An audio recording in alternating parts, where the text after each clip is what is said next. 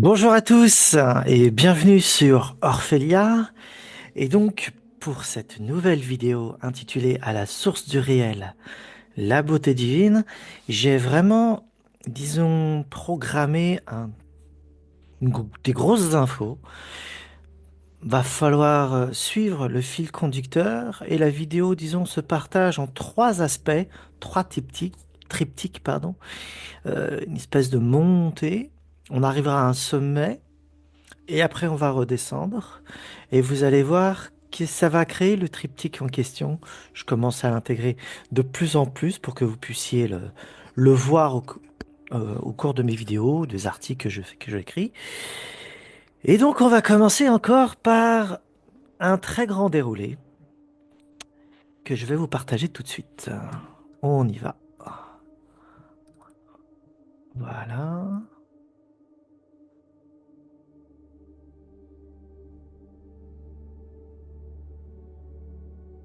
Donc, on y va. À la source du réel, la beauté divine. Intitulé, un sous-intitulé, de la procession à la conversion.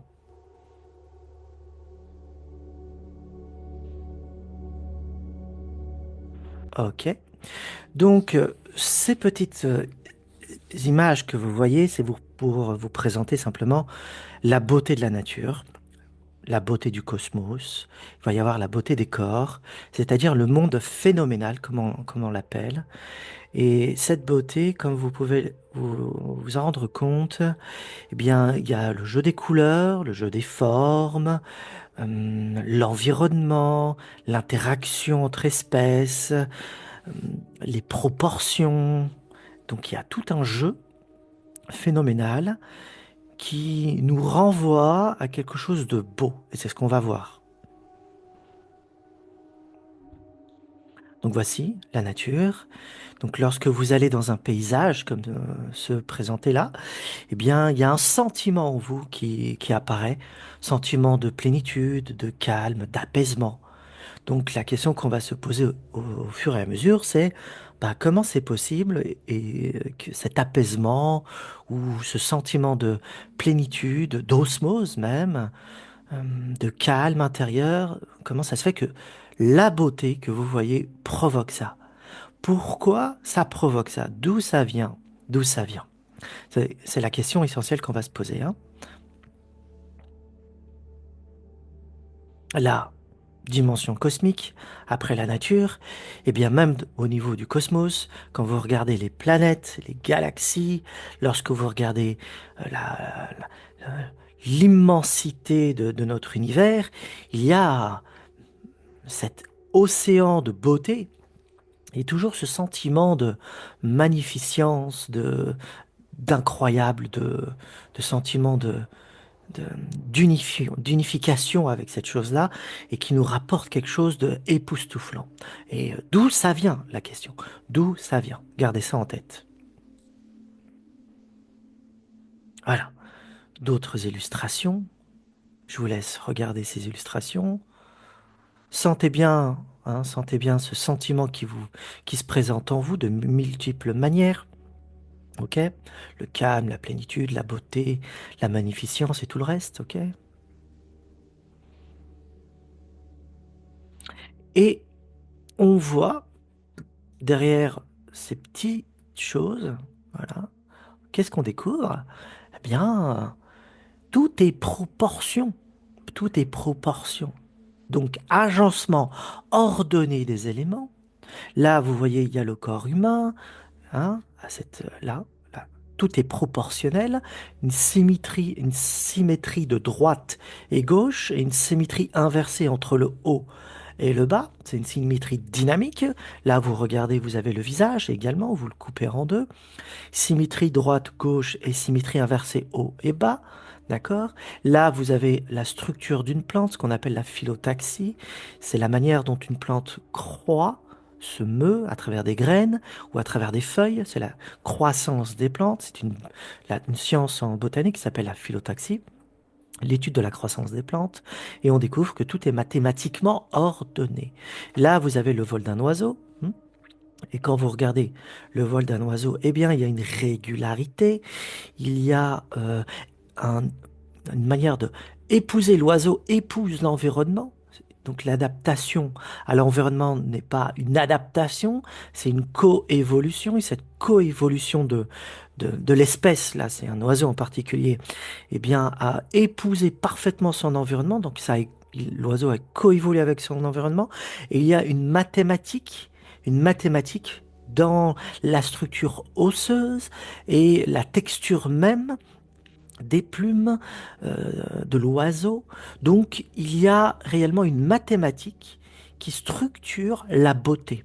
Donc les proportions mathématiques à travers des animaux, nous, les oiseaux, à travers la structure des plantes, mais aussi à travers des éléments inertes. On a vu des galaxies, par exemple, ou des montagnes, euh, comme les illustrations précédentes. Eh bien, ces éléments sont proportionnels. Il y a des proportions. Il y a des distributions, disons, organisées structurellement pour créer cette image de la beauté. Donc, il y a mathématiques et beauté sont corrélés. Hmm. Voilà ce qu'on pourrait dire pour l'instant. Et donc, il va y avoir deux portes d'entrée dans la beauté. Il va, la première porte, elle est d'ordre mathématique, et la deuxième porte, elle est d'ordre esthétique.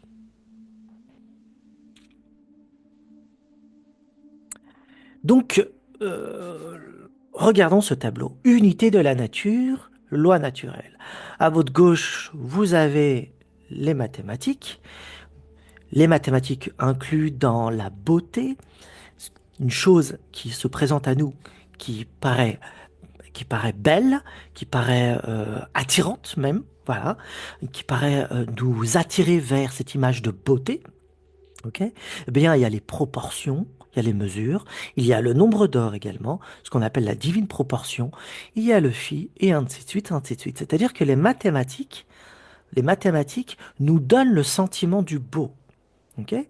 Grâce aux proportions, je vous ai donné quelques exemples, des proportions, des mesures, le nombre d'or, il y a un sentiment de beauté qui apparaît. Et lorsqu'il y a disproportion des proportions, lorsqu'il y a des mesures de la mesure, lorsqu'il y a non accord proportionnel entre les éléments, un sentiment émerge en nous qui est celui de l'éloignement, de quelque chose qui n'est pas beau et donc qui n'est pas attirant par effet de correspondance, eh bien, les mathématiques et la beauté hein, vont nous apporter un sentiment d'attirance.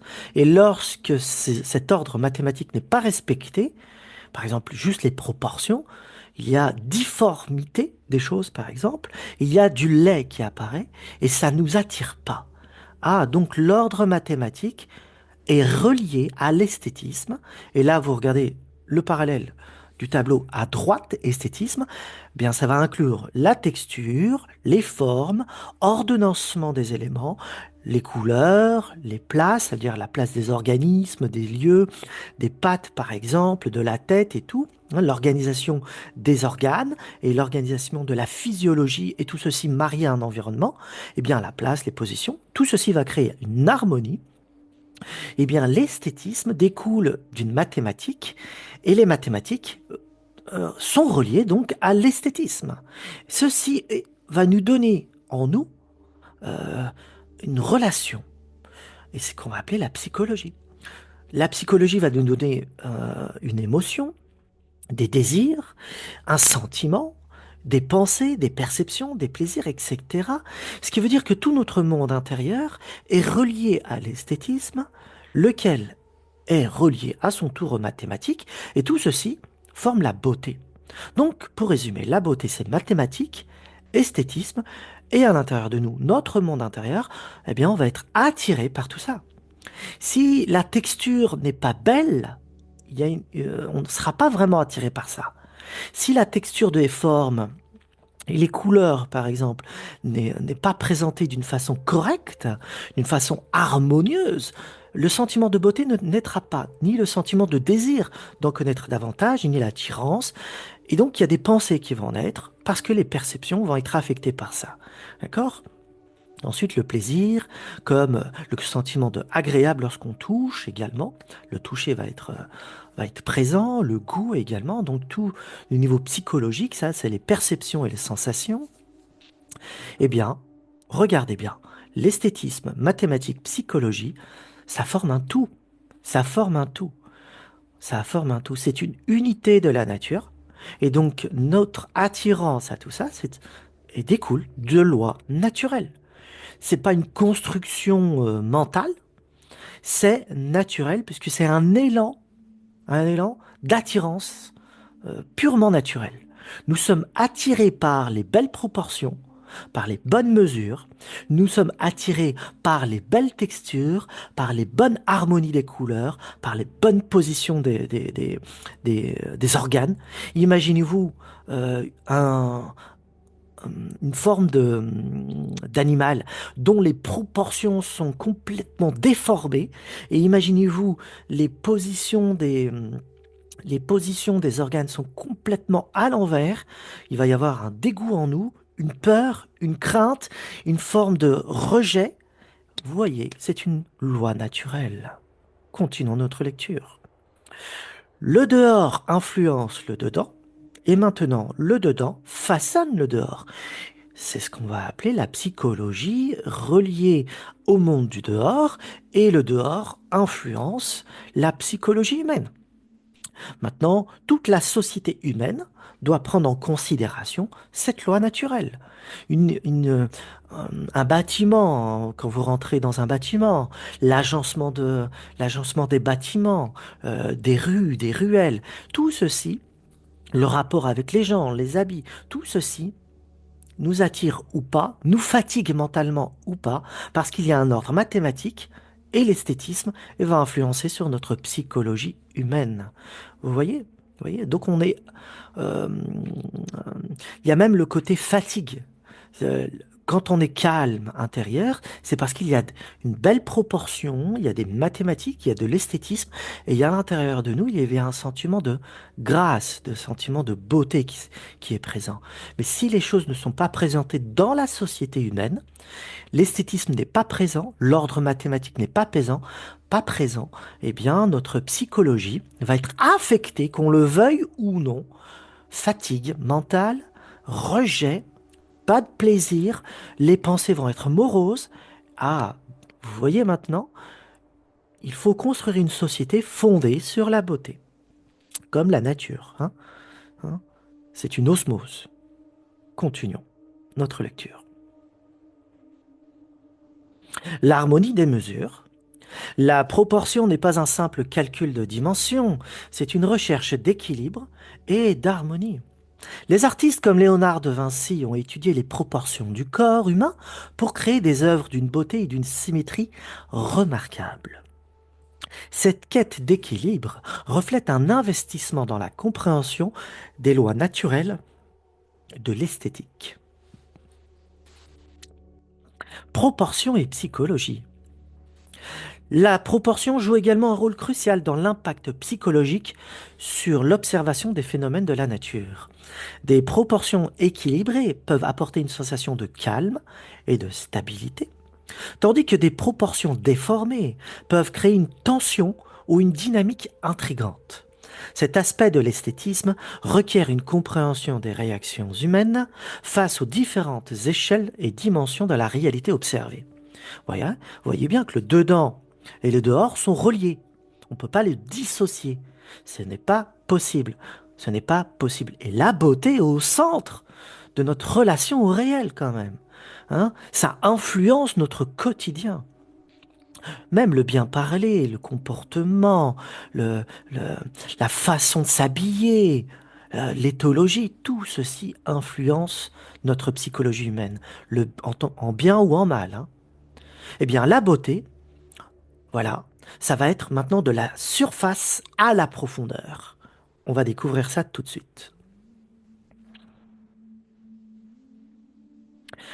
Donc, la beauté crée chez nous le désir, le désir d'être, disons, relié à cette beauté. On est curieux, on veut avoir une relation particulière avec cette beauté. Et ce désir, l'éros donc, va provoquer l'amour en nous, cette attirance particulière, un attrait, une attention pour fusionner avec la beauté, une union avec la beauté. Et ça va créer vraiment une rotation. Toute beauté provoque un désir, tout désir provoque un amour, tout amour provoque une union, une fusion avec la chose observée qui est belle. Vous voyez, c'est comme si ça fonctionnait de cette manière-là, d'une manière naturelle. Loi naturelle. Très bien, c'est ça qu'on va étudier. C'est une boucle rétroactive, donc circulaire, ainsi fonctionnons-nous. Entre la relation du dedans et du dehors, c'est une boucle rétroactive, circulaire, toute chose belle et attirante provoque le désir, l'amour, union, hop, c'est une boucle rétroactive. Et on peut rester prisonnier de ça, hein. Attention, hein, ça peut provoquer quelque chose de malsain, hein. On explique juste le fonctionnement pour l'instant. On n'est pas dans le pourquoi. Ben là, ça peut être une prison mentale, cette boucle rétroactive circulaire, ou bien une sublimation.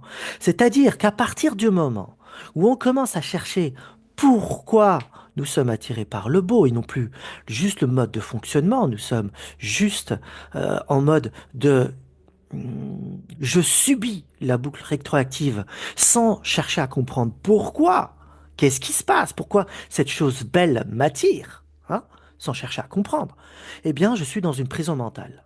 Cette prison mentale m'enferme et toute chose belle m'enferme et je reste là. Ainsi, je peux rester pendant des heures devant une belle, un beau tableau, par exemple, un beau paysage, devant une belle forme, que ça soit une femme, un homme, peu importe, que ça soit devant des objets, je peux rester dans cette prison mentale, hein, juste parce que ça m'apporte un plaisir, une joie, un calme, un apaisement, une union avec cet objet, une forme d'osmose, ok? Et j'en trouve un plaisir et une joie. Et je peux constamment être en demande de cette beauté.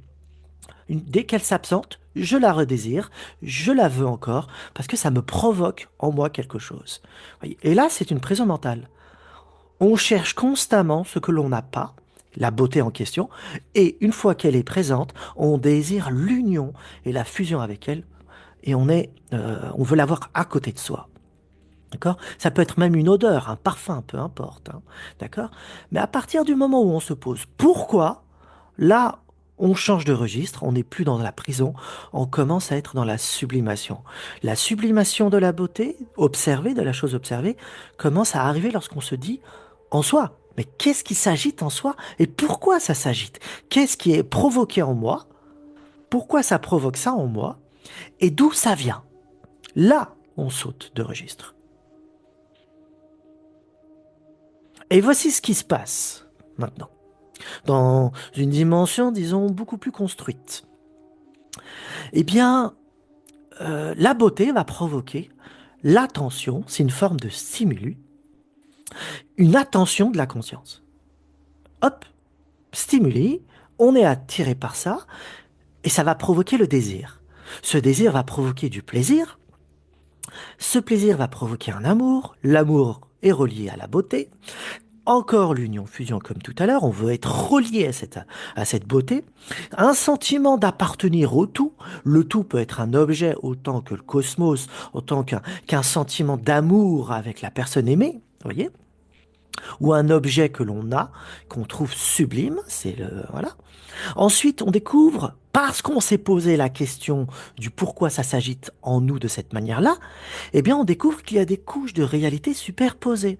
Le fait d'appartenir à ce tout, le fait de poser la question pourquoi, on découvre qu'il y a des couches de réalité, des couches d'appartenance. Il y a des gens qui juste sont collés à l'objet, sont collés à la chose observée, à cette belle chose, et ça leur suffit. Et dès qu'on pose la question pourquoi, on commence à sublimer, disons, la matière, notre propre matière psychique, et on découvre il y a des strates intérieures d'attirance. Ensuite, interpénétration graduelle de la conscience au tout. c'est les couches de réalité superposées. Et donc, qu'est-ce qu'on est en train de faire? C'est un cheminement de réminiscence cognitif et on revient au stimulé. Je reviens vers vous pour vous expliquer un peu mieux tout ça. Ok. Donc, pourquoi réminiscence? Eh bien, on découvre que l'on n'est pas attiré par la beauté juste par les proportions, l'esthétisme, et que ça provoque ça en nous, et on désire créer cette union, cette fusion, cette appartenance. Eh bien, on découvre par le fait de saisir et de chercher à comprendre pourquoi nous sommes attirés par la beauté, eh bien, au bout d'un moment, par le cognitif, l'acte cognitif de réflexion, on découvre que il y a un sentiment d'unification perdu, un sentiment de béatitude perdu, un sentiment d'appartenance au tout perdu. Et dès qu'on a l'objet, la belle chose en soi, on découvre que l'on peut rester prisonnier de cette chose, donc la boucle rétroactive, pas de sublimation, on est bloqué, on tourne en rond et on est prisonnier de ça. Mais dès qu'on commence à se poser la question par le cognitif, pourquoi ça agit ça en moi, mais on découvre, mais c'est parce qu'il y a quelque chose en moi qui cherche cette chose, mais qui n'est pas cette chose, qui vient d'ailleurs, qui provoque ça en moi. C'est un éveil. En fin de compte, la beauté, c'est un rappel de quelque chose d'oublié. C'est quelque chose en nous de disloqué. Et dès qu'on a la chose devant soi, la belle chose en soi, on veut y retourner. C'est la réminiscence. C'est comme si on appartenait à un sentiment océanique, un sentiment d'appartenance au tout, et on s'en était détaché. Et dès que quelque chose nous rappelle, bon bien sûr tout ça c'est un processus inconscient, dès que quelque chose nous rappelle cette appartenance au tout, cet océan de beauté qui provoque de la joie, de l'amour et ainsi de suite, hein, de la complétude, de la perfection, on désire y retourner. Mais on s'attache aux objets, aux choses observées. Et à chaque fois qu'on perd l'objet, ça peut être une personne autant qu'un paysage, autant qu'un objet réel. Dès que cette chose est séparée, éloignée de nous, bah, qu'est-ce qui se passe? Eh bien, on désire y retourner. Ça crée une dépendance, ça crée un affect, ça crée une séparation, sentiment de tristesse. Et dès que l'objet revient, complétude, perfection, amour, bonté, totalité, et ainsi de suite. C'est une réminiscence. Dès qu'on fait l'acte cognitif de réflexion, pourquoi? Bah parce qu'il y a quelque chose en nous qui désire revenir à cet état de complétude avec la beauté. Donc on s'en est séparé. C'est ça la réminiscence. Donc il y a bien des grades, disons des strates de pénétration avec la beauté, de la surface à la profondeur. Et c'est un cheminement de réminiscence qui est dû à la cognitivité. On essaye de se souvenir pourquoi, mais on se découvre que c'est un élan et il est naturel. Et cet élan naturel n'est pas une construction de l'esprit. Ça vient à nous naturellement. Et là, on se dit, ah, il y a quelque chose de l'ordre de la réminiscence derrière la beauté. Quelque chose, un appel, quelque chose de beaucoup plus profond, mais on est attiré que par les apparences. Et on se rend pas compte. Et c'est ça. On va essayer de voir de quoi il s'agit. D'accord? N'hésitez pas, hein, si c'est pas clair. Si c'est pas clair, les questions en bas, s'il vous plaît. Donc voilà.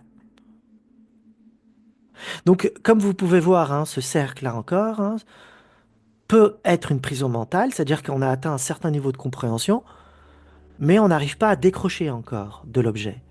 On n'arrive pas à décrocher de la belle chose que l'on perçoit et qui nous provoque toutes ces belles choses à l'intérieur de nous. Eh bien, on reste dans une prison mentale et il y a des grades de prison mentale. Vous voyez? Ça peut être sensitif, c'est-à-dire on reste prisonnier du corps. Ça peut être psychologique, une prison mentale psychologique. Et ça peut être juste des belles pensées. Et donc, il y a des grades, des strates. Du corps à l'état mental, eh bien, on découvre que le corps et psyché forment un tout. Psychophysique. On ne peut pas dissocier le corps de la psyché. On ne peut pas, comme vous pouvez le voir. Qu'est-ce qui nous provoque ce stimuli du départ? c'est les choses du corps, c'est le monde de la matière. Le monde de la matière, c'est de la physiologie, de la physique. Et cette physique provoque des choses de l'ordre de la psyché. Hein. Il y a un mouvement intérieur. Le dedans, le dehors sont reliés, psychophysiques. On ne peut pas dissocier l'un et l'autre. Donc, du corps à l'état mental. Ok. Et voici une illustration, disons, des strates de la réalité et de la surface à la profondeur dans la beauté. Eh bien, ce sont des cercles concentriques. Donc, on pénètre de plus en plus dans l'essence de la beauté. On n'est plus dans la surface, dans les belles choses, mais on cherche à comprendre par réminiscence ce qui nous attire dans les belles choses. Et dans un autre ordre d'idées, qui est beaucoup plus vrai que les cercles concentriques, c'est la spirale logarithmique, ou cette spirale vortex, comme vous pouvez le voir. En vérité, les cercles concentriques sont une image figée du vortex que vous êtes en train de voir. Et cette pénétration vers plus de profondeur, vers l'essence de la beauté, c'est des strates de compréhension qui nous poussent vers l'origine de la beauté. Et là, on cherche à dépasser le monde phénoménal. La réminiscence, le fait de se rappeler d'où l'on vient par la beauté, eh bien, on découvre, on provient de la même source que ce qui provoque l'émanation de la beauté autour de nous. Il y a une source commune aux choses observées qui sont belles et ce qui provoque en moi la beauté, ce qui provoque en moi l'attirance vers la beauté. C'est une source commune. Et c'est ça la réminiscence. C'est un chemin, on se souvient. Ah, je vois, je vois. L'être humain cherche donc l'essence, ce qu'on appelle ousia en grec, de la beauté. Et cette essence de la beauté, faut bien se mettre ça en tête. Le chemin de réminiscence de ce chemin-là, c'est un cheminement et c'est un chemin. Eh bien, il est commun, comme je viens de le dire, à tout ce qui se présente autour de nous, qui est beau. Ok, n'oubliez pas mathématiques, esthétisme, et tout ce qui se joue en nous et qui provoque ça en nous. C'est la même source, c'est le même élan, ça vient du même lieu, du même endroit. Donc c'est l'essence de la beauté. On va chercher ça. Eh bien, l'être humain tombe amoureux de ou des apparences, ce qu'on appelle les phénomènes. Donc nous tombons amoureux des belles choses. Et c'est des phénomènes, c'est des apparences de la beauté. C'est pas la beauté en tant que telle, c'est-à-dire l'ousia, l'essence de la beauté. Nous tombons amoureux et nous sommes attirés par les apparitions de la beauté. Et elles sont multiples et infinies. Hein. Quand vous vous posez devant un paysage ou devant une belle chose, un bel objet, un- une sculpture, un arbre, une personne, eh bien, avec les proportions et tout ce qu'il faut, bien sûr, les bonnes mesures, vous êtes attiré par quelque chose qui transcende et dépasse la forme que vous voyez. C'est un phénomène de la beauté, c'est une apparition de la beauté. Et ce qui nous attire en vérité, c'est l'essence, l'origine, la source de ceci, ce qu'on va appeler l'ousia. La matière donc n'est pas la source de la beauté, elle fait apparaître la beauté. C'est son miroir, c'est son reflet que nous voyons tout autour de nous. Nous sommes nous-mêmes un reflet de l'essence de la beauté. Le corps est un reflet, notre psyché est un reflet, notre mental est un reflet. Donc l'ousia, c'est ce que nous recherchons. Et grâce à l'acte connectif de réflexion, nous découvrons que la source est identique entre le dedans et le dehors. Il y a une seule source unique et c'est l'ousia. Et voici le reflet. Voici le monde en miroir ou le reflet. Maintenant, la réalité que vous percevez, ben, c'est la nature que vous voyez au-dessus, mais la rivière ou le lac que vous voyez là, c'est le reflet de la réalité. Donc, la matière, et j'y inclus le psychisme également, donc on est dans la psychophysique, ok?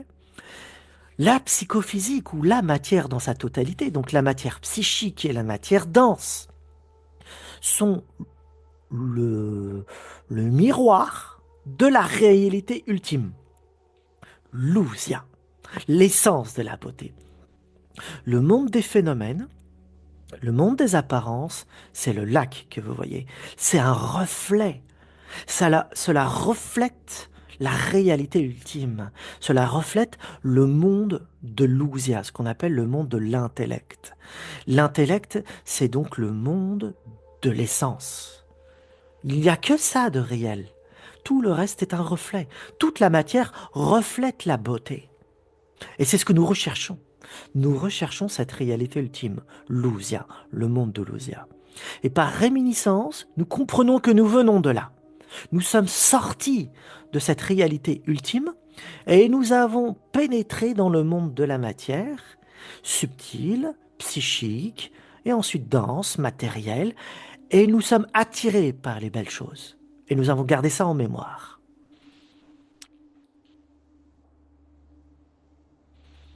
La réalité ultime resplendit d'une beauté inouïe et dont nous expérimentons chaque reflet au quotidien, y compris dans les dimensions subtiles.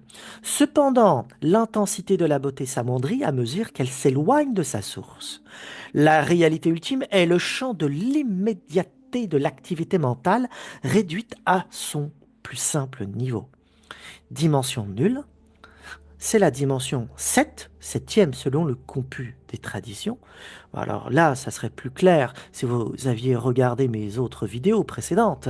Hein, j'en parle assez souvent, si vous ne l'avez pas regardé, ça ne vous parlera pas.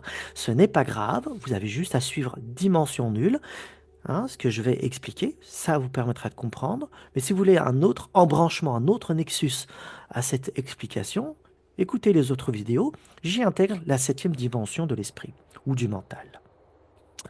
Donc dimension nulle, soit l'extrême limite du réel et par laquelle tout commence et tout se termine. C'est la source du réel. C'est l'ousia. Situé hors du temps-espace phénoménal, donc de tout mouvement et de toute l'étendue qui existe, hein, dimension nulle, zéro donc, elle module par pulsion le réel. On va parler du terme pulsion après, hein. C'est pour ça que je l'ai mis en signalement. Okay. Ce champ de la beauté émet une lumière d'une vive intensité. C'est l'éclat même de la splendeur divine, équivalent à 1000 soleils. La beauté solaire n'est autre que la lumière infinie. On parle de l'ousia, de l'essence de la beauté. Okay.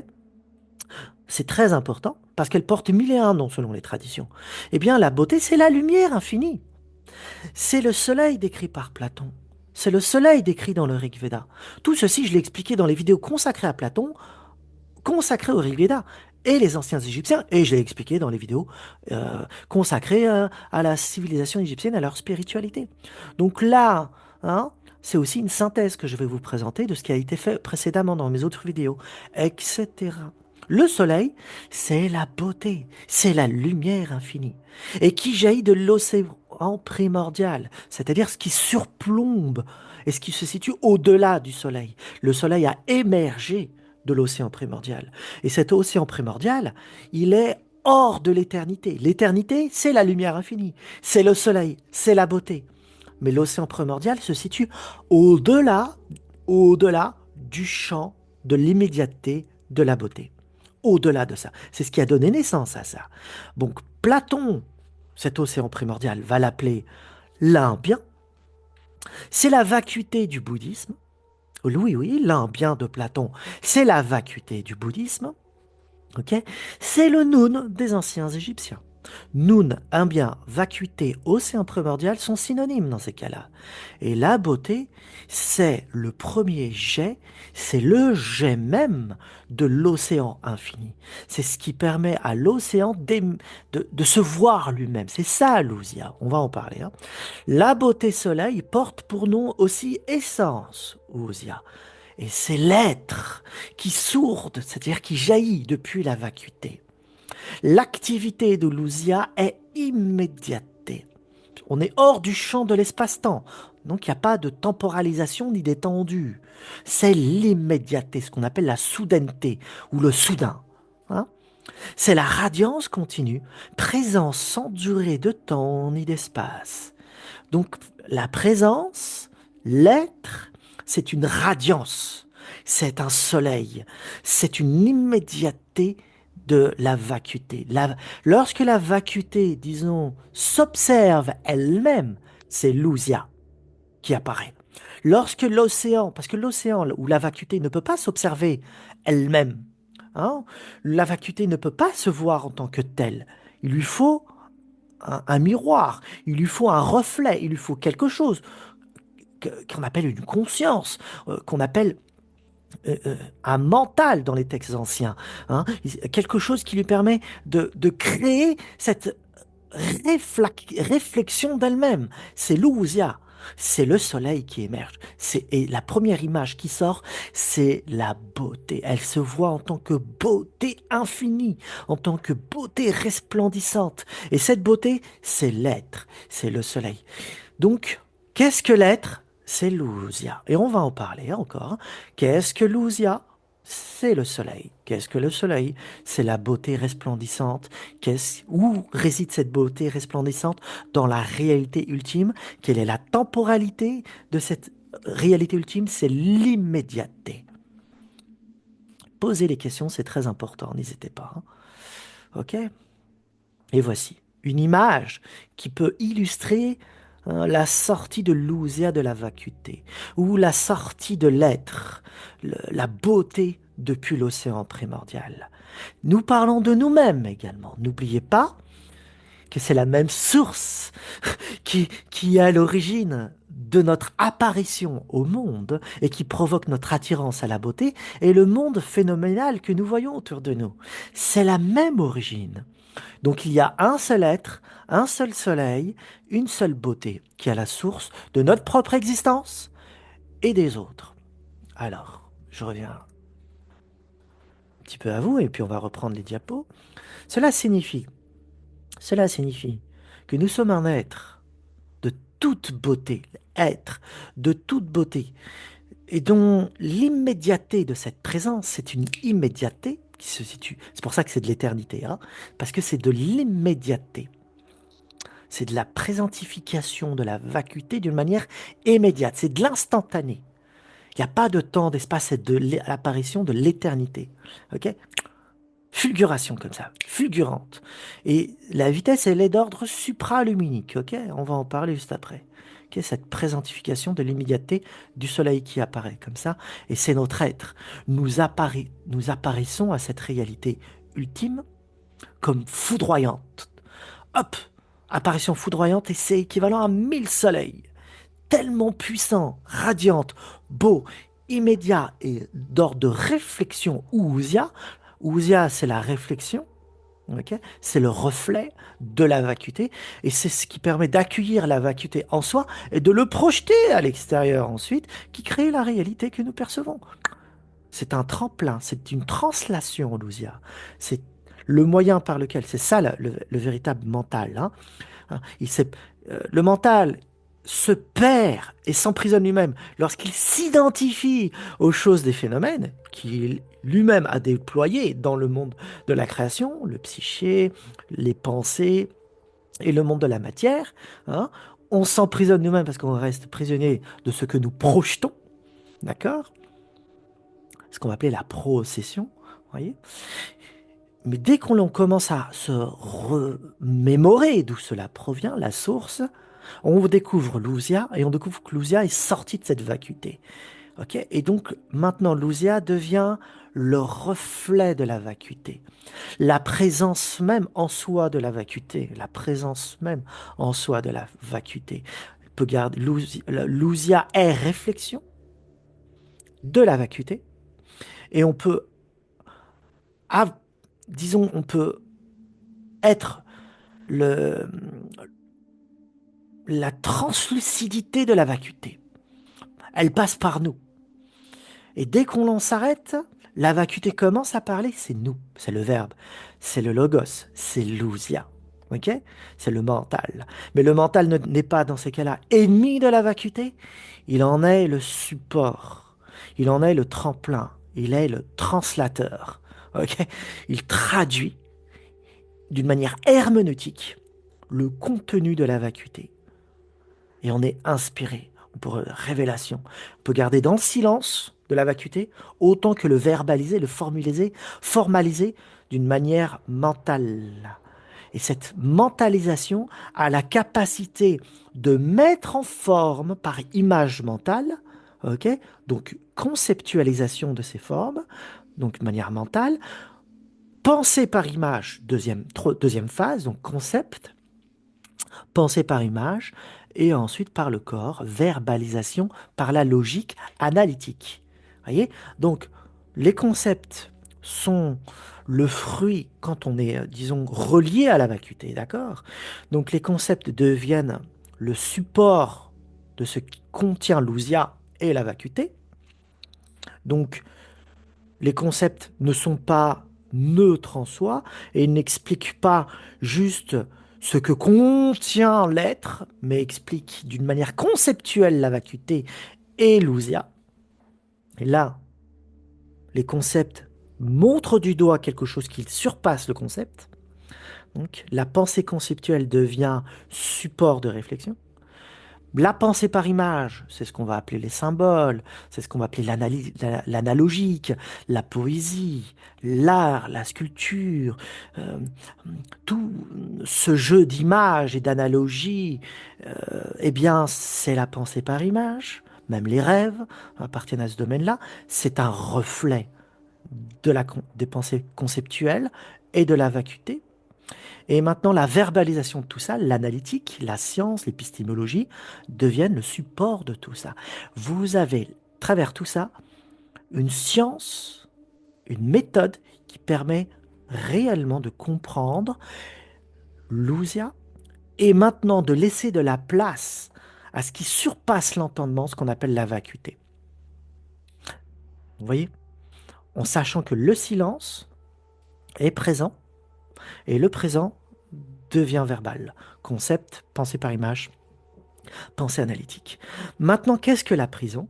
Eh bien, la prison, c'est lorsque l'on confond le triptyque que je viens de décrire là, concept, pensée par image et pensée analytique, hmm, lorsqu'on confond cette structure interne de l'être, pensée, émotion aussi, et désir, c'est la même chose, il y a un triptyque là, on confond ces formes-là, cette formalisation, avec la véritable ousia et la vacuité.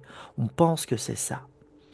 Et donc, puisqu'on se définit et on s'identifie avec les concepts, on pense que les choses qui sont supérieures à ça n'existent pas. On pense que tout ce qui définit la pensée par image est réalité et on s'identifie au miroir. Et on ne voit pas le miroir. En tant que tel, on voit que les reflets sur le miroir, on ne voit pas le miroir. Vous voyez? C'est ça la vacuité, elle est invisible, elle est impalpable. L'ousia également, on voit la trace de l'ousia, ok? Donc, on confond le miroir et ce qui se reflète. C'est ça. Mais ce qu'il y a d'important à noter maintenant, chose importante à noter, la métaphysique moderne, ou disons contemporaine, ou post-contemporain, comme vous voulez, détruit la métaphysique parce qu'elle s'est réduite à la pensée conceptuelle. Et elle a confondu les concepts avec la formalisation de l'immédiateté de la présence de la vacuité. Terme complexe, je pense que c'est un peu plus clair pour vous. C'est-à-dire que l'immédiateté, l'ousia, n'est pas une pensée conceptuelle. Ça n'a rien à voir avec ça. C'est, c'est une présentification en soi de la réalité ultime, de cette dimension nulle dont on vient de parler. Et cette pénétration dans la dimension nulle, donc dans le retour à la source de la beauté, il ne faut pas oublier, joie inouïe qui apparaît en nous, et une clarté qui commence à arriver en nous. Bien sûr, c'est le cheminement, hein, n'oubliez pas, il y a un cheminement de sortie de cette caverne mentale. Je suis en train de la décrire là, la caverne. Eh bien, on découvre, ah, mais cette immédiateté de la réalité ultime n'a rien à voir avec la pensée conceptuelle. Ce n'est pas du concept. Ça n'a rien à voir avec ça.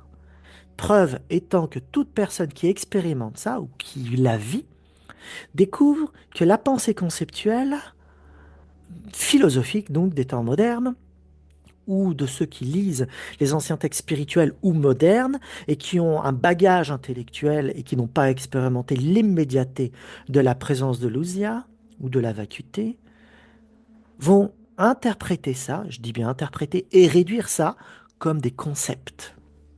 Et donc, c'est des concepts. Donc, on peut les remplacer. C'est relatif à telle culture, c'est relatif à ça, problématique à ci, problématique à ça, puisque c'est des concepts. Vous voyez? Eh bien, ce ne sont pas des concepts.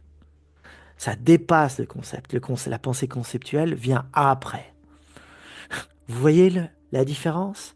Et là, vous pouvez maintenant comprendre toute la problématique de Nietzsche, de Kant, de tous ceux qui ont, Wittgenstein aussi, tous ceux qui ont attaqué, disons, de plein fouet toute la métaphysique occidentale, a raison d'ailleurs, hein, a raison, hein, parce que c'était devenu juste une pensée intellectualisée, où on balançait d'une manière interprétative l'expérience spirituelle, mystique donc, et c'est devenu juste des théories sur des théories, puisque les gens n'expérimentaient plus du tout ça. D'accord? Donc c'était des théories sur des théories, donc des délires, des fantasmes, des constructions de l'esprit. Rien à voir avec la véritable ousia. Rien à voir avec ça. D'accord? C'est la grande différence avec l'enseignement que l'on présente comme étant expérimental ou spirituel ou de l'immédiateté, qui n'est pas une pensée conceptuelle. Et donc on se dit, ah, d'un côté, la destruction de la pensée métaphysique est une bonne chose, puisqu'elle a enlevé tout ce qui était, disons, construction de l'esprit, qui n'existait pas réellement, c'était que des fantasmes, et il touche à ça, mais en même temps, elle n'a pas saisi l'essence, l'essence de ce qui est dit dans les textes spirituels, parce qu'elle a réduit ça à des concepts. J'espère que c'est clair pour vous. Et donc, maintenant, il est temps de remettre les choses au clair. J'essaye de les mettre en place, ok? De les mettre en place. Et la prison mentale, elle est là maintenant. Ne serions pas prisonniers de la pensée conceptuelle, de la pensée par image et de la pensée analytique. Ce ne sont que des revêtements, hein, des superpositions de réalité, comme on l'a vu le vortex, c'est ça, on y est là, que des superpositions de réalité qui présentent l'ousia. Et l'ousia elle-même s'efface devant la vacuité. Au final, il n'y a que la vacuité, mais ensuite, que lorsqu'elle avait vacuité se met en acte de observation d'elle-même, l'ousia apparaît. Ok? Il n'y a pas de contradiction. On continue, on continue. Très bien. Voici notre beau soleil. Voici notre beau soleil.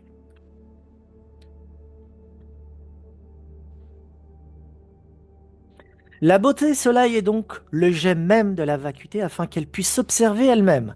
La vacuité ne peut s'observer elle-même sans l'activité de l'ousia contenue au sein de la beauté soleil. C'est son battement. Battement. Encore, je le signale, comme la pulsion tout à l'heure. On va relier battement et pulsion, vous allez voir. C'est son battement dont son mouvement équivaut à sa propre immobilité. C'est l'immédiateté, c'est ce que j'appelle le supraluminique. Donc le mouvement équivaut à sa propre immobilité, c'est l'immédiateté supraluminique. Cette sortie d'elle-même à elle-même permet l'acte auto-contemplatif. La mise à jour de l'ousia donne naissance à la conscience divine. Donc la conscience divine, provient de l'ousia de la vacuité. Ok? Et c'est la réalité ultime, c'est la réalité contemplative. La contemplation de soi en tant que telle, une beauté extraordinaire, hein, la source de la réalité, ok, ben c'est l'ousia. C'est l'ousia, c'est la réalité ultime. Et lorsqu'on commence à se mouvoir, il y a des degrés même dans l'ousia, hein. Bon, je ne veux pas trop rentrer dans ces détails, hein, mais c'est important aussi à signaler.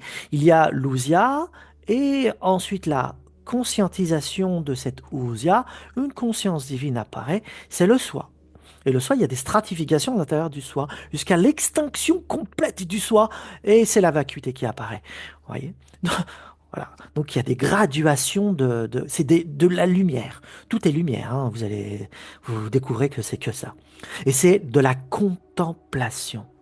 L'acte même de contemplation résulte de l'activité de l'ousia divine, c'est-à-dire que son regard fixe de manière immobile sa propre beauté. C'est la lait. Dans l'immédiateté de sa propre présence, c'est l'éternité, c'est l'immédiateté. Ok? Et vient illuminer l'intelligence, donc de Lusia, c'est le retour. Et là, vous avez aller et retour, vous avez le terme battement. Ok? Mais c'est dans l'immédiateté. Hein, le mouvement équivaut à sa propre immobilité. Cette activité de Lusia qui crée observation de sa propre beauté, hein, qui équivaut à 1000 soleils, une resplendissance incroyable, inouïe. C'est l'être en tant que tel qui crée toutes les réalités superposées de l'univers et de nous également. Hein. C'est la réalité ultime. C'est l'aller. Mais c'est un acte immédiat. Il n'y a pas de mouvement. C'est immédiat. C'est immobile. Mais paradoxalement, c'est un mouvement immobile. Vous voyez?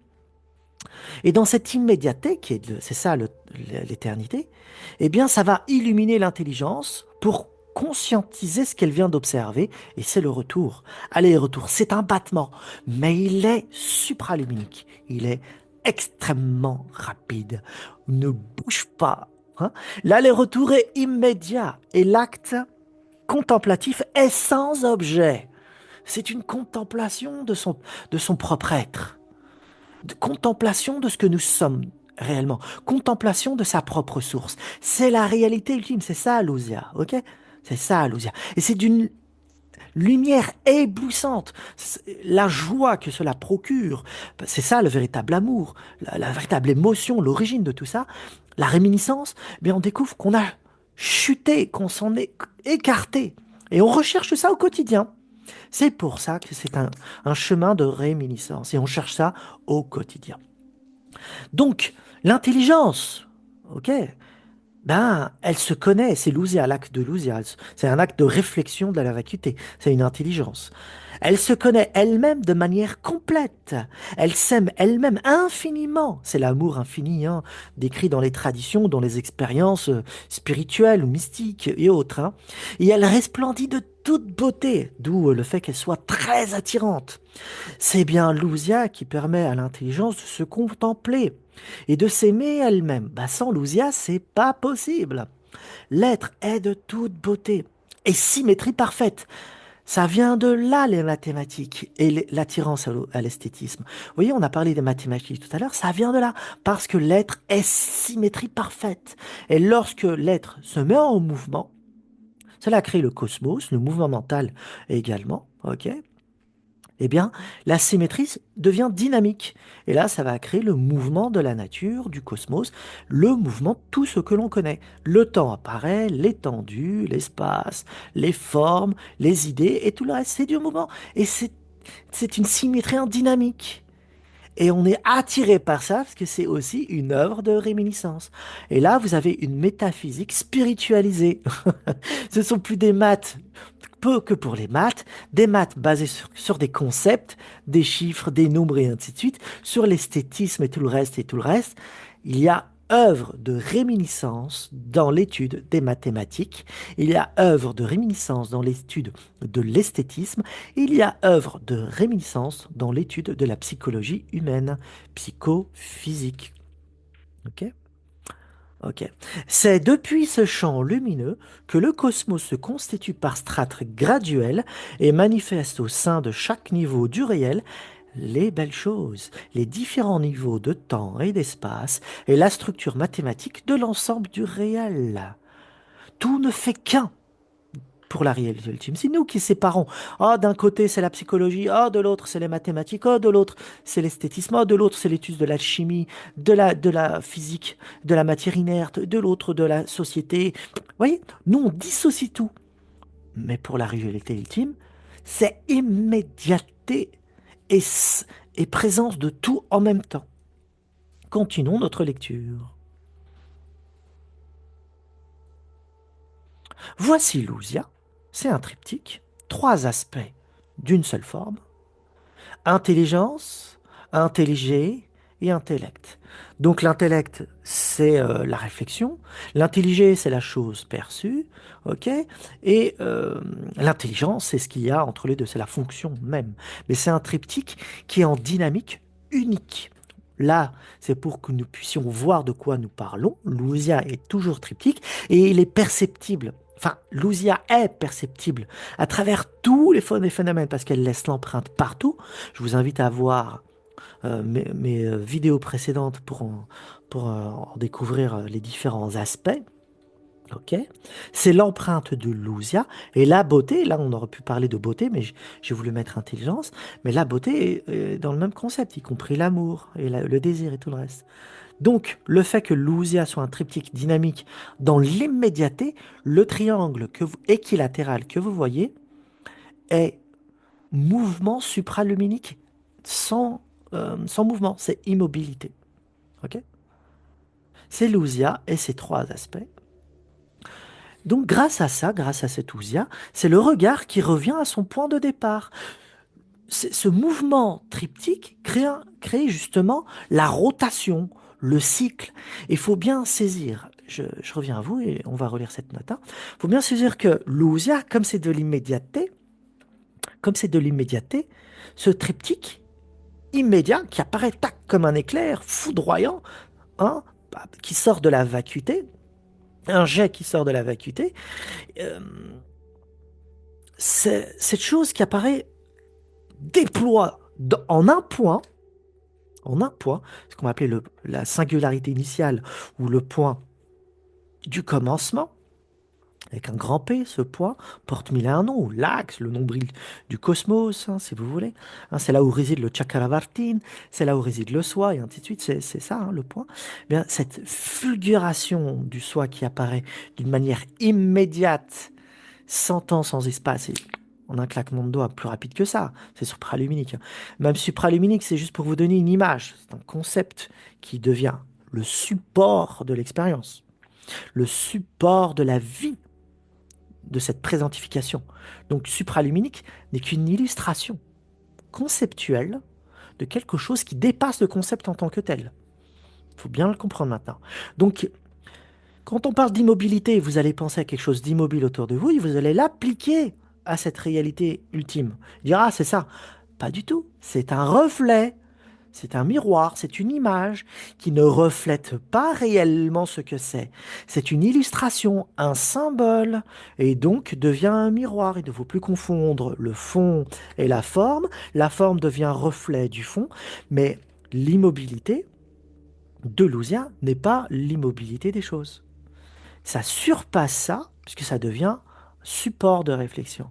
Ah, donc le terme, les mots, les phrases, les pensées ne sont qu'un moyen, un support, un miroir, un indicateur qui pointe vers quelque chose qui surpasse tout ceci.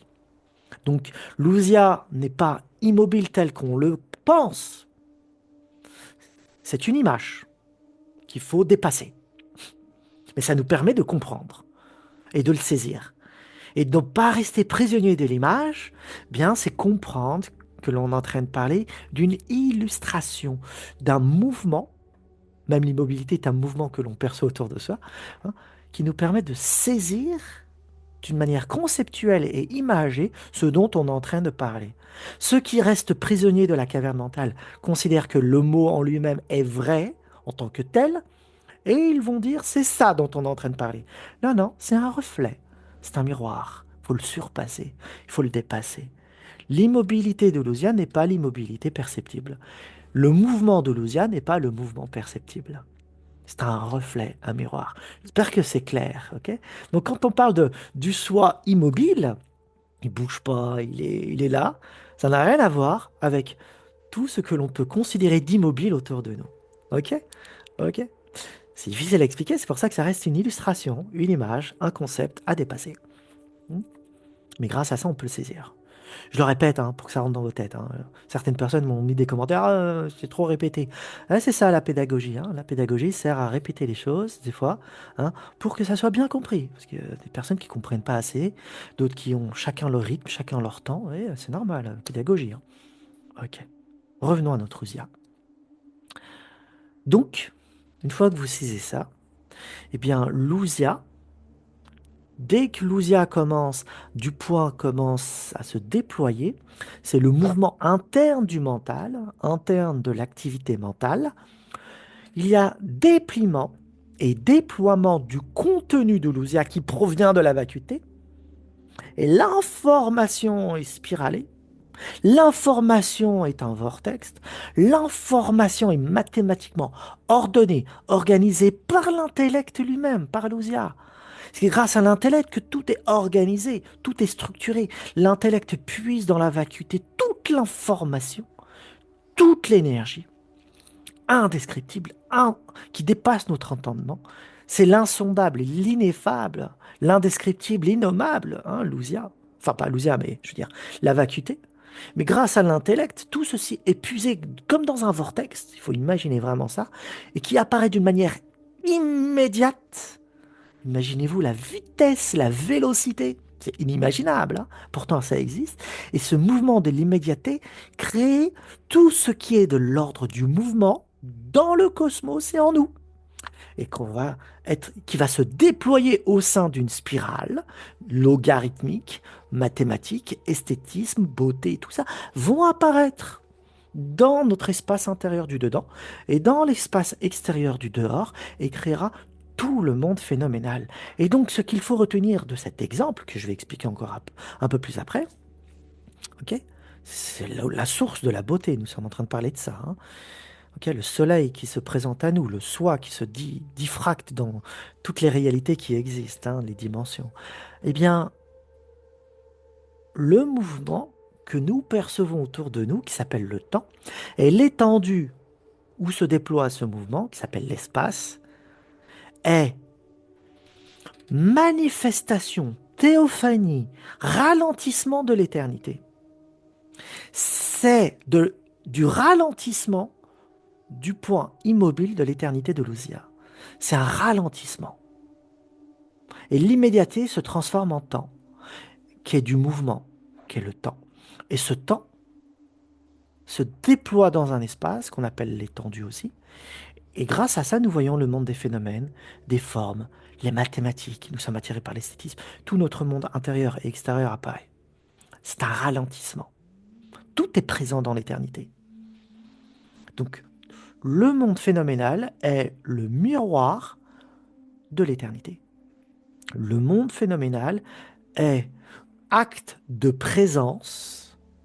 D'accord? On va bien en parler de ça. Acte de présence. Il n'y a que ça, il n'y a que le présent qui existe. Contrairement aux physiciens qui pensent le contraire, il n'y a que le passé et le futur qui existent, le présent n'existe pas. Je vais essayer de vous montrer le contraire. C'est un acte de présence de l'ousia. Il n'y a que le présent qui existe.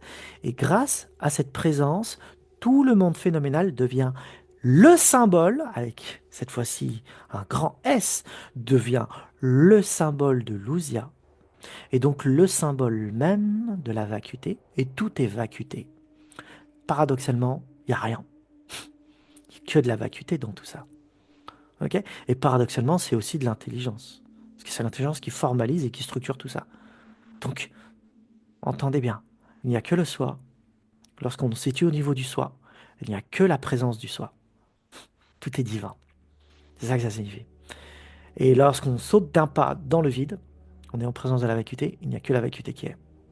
L'intelligence disparaît, s'évapore, ça n'existe plus. Il n'y a que la vacuité. Okay, on continue notre lecture. Donc, regard qui revient à son point de départ, c'est l'activité de l'ousia. Eh bien, cette activité de l'ousia, elle est d'ordre supraluminique, ce qui va donner naissance à la réflexion, à la cognitivité. C'est parce qu'il y a ce mouvement supraluminique à l'intérieur de nous, ok, qui crée ce triptyque. Ok, c'est grâce à ça, le regard qui revient toujours au point de départ, eh bien, c'est la contemplation de la beauté. Et grâce à ça, eh bien, on a connaissance de soi. C'est le mouvement de réflexion de l'ousia que nous avons connaissance de soi. Et c'est la raison pour laquelle dans le cosmos et tout ce qui nous entoure, tout le monde phénoménal est cyclique, métamorphose de la nature. Tout revient à son point de départ, rotation, les planètes, les atomes. Les atomes forment un spin. Nos pensées, ok, l'acte de penser est un spin. Ok? L'acte des émotions, c'est une boucle rétroactive. Tout revient à son point de départ.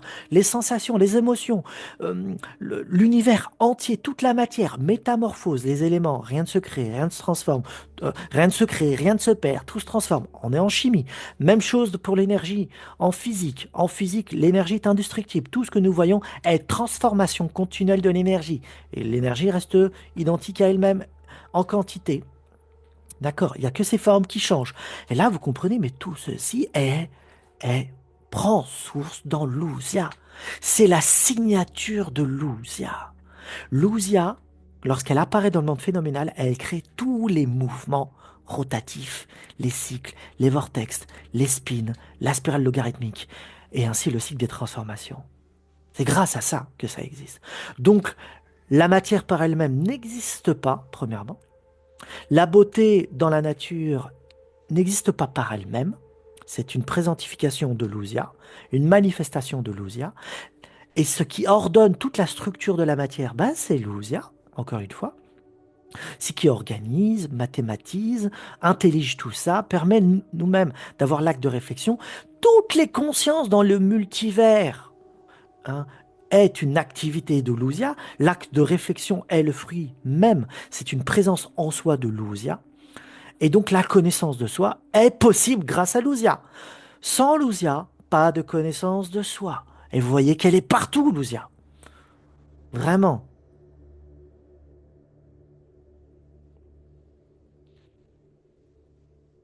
Voici l'ousia, les trois niveaux, une rotation. Déploiement de l'ousia ou dépliement de l'ousia, c'est du centre, du point à la périphérie. Donc, nous percevons la source de la beauté, là. Hein. Et là, c'est la procession. On est en train de parler de la procession. La procession, c'est la théophanie, la manifestation graduelle, stratigraphique de la beauté qui crée toutes les réalités superposées jusqu'à nous. De la matière la plus subtile à la matière la plus dense. Mouvement rotatif du cosmos, giration des phénomènes, mouvement circulaire et échange d'énergie et d'informations. Métamorphose de la nature, spin des atomes, réflexion. Prenez conscience de ça. Sans le ousia, tout ça n'existe pas. Donc tout est ousia, tout est soi. Il n'y a rien que ça. Donc, on va prendre l'image cette fois-ci de cercle concentrique. Le centre, c'est la beauté soleil, où se situe l'ousia, la réalité ultime. Donc, la beauté, au centre, produit les belles choses dans le monde phénoménal. L'éternité, ben, se déplie et crée le temps-espace, le mouvement et l'étendue. On en a parlé. La symétrie, structure mathématique de l'univers. Tout ce qui est d'ordre mathématique provient de cette symétrie originelle, même originale. L'être, bien, produit la conscience divine. Ben, c'est l'apparition du moi en tant que conscience sur les plans de multiples réalités. La lumière originelle, la lumière infinie, elle est une matière fine et cristalline, ok? Bien, ça va développer la matière subtile et sensible. La connaissance, parce que l'être se connaît d'une manière complète, bien, ça va se déployer, ça va développer le monde du savoir. On va apprendre les choses pour mieux comprendre. Connais-toi toi-même, ça commence par le savoir. Et le vrai, ben, c'est le monde de l'apparence. Le vrai est beauté, est éternité, est symétrie. Être est vrai, la lumière, connaissance, tout ça c'est des synonymes. Ce sont différents regards, disons, hum, différentes perceptions sur un même sujet qui possèdent de multiples reflets. Donc si on regarde la beauté soleil sur le plan de la beauté, on a ça. Sur le plan de l'éternité, on a ça. La symétrie, on a ça. Sur le plan de l'ontologie de l'être, on a ça. Sur le plan de la connaissance, on a ça. Sur le plan du vrai, on a ça. Et vous voyez que, ah, mais tout ça démarre de la beauté soleil. Tout ça est une unité, format un, hein, sans, disons, sans dissociation, sans scission. C'est un uns, une unité, simple. Eh bien, le vrai, c'est le monde de l'apparence. Ça va former ça. Donc il faut trouver dans le cheminement de chaque discipline ce que nous recherchons en tant que tel. Dans les belles choses, c'est la beauté. Dans le dépliement du temps-espace, c'est l'éternité. Et ainsi de suite. Et là, vous comprenez. du centre vers la périphérie. Vous comprenez la procession maintenant. Ces notions se déplient de manière synchronique, ce dont on vient de parler, hein.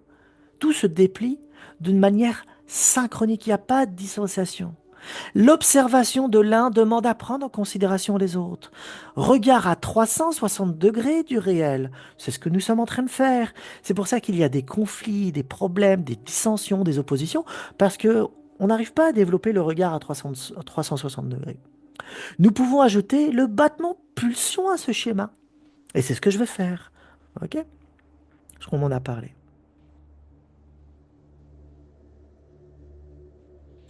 Maintenant, le battement pulsion. Qu'est-ce que c'est que ce truc? C'est des séries de flashs émis par Lucia. Donc Lucia émerge de l'océan infini, très bien, de la vacuité.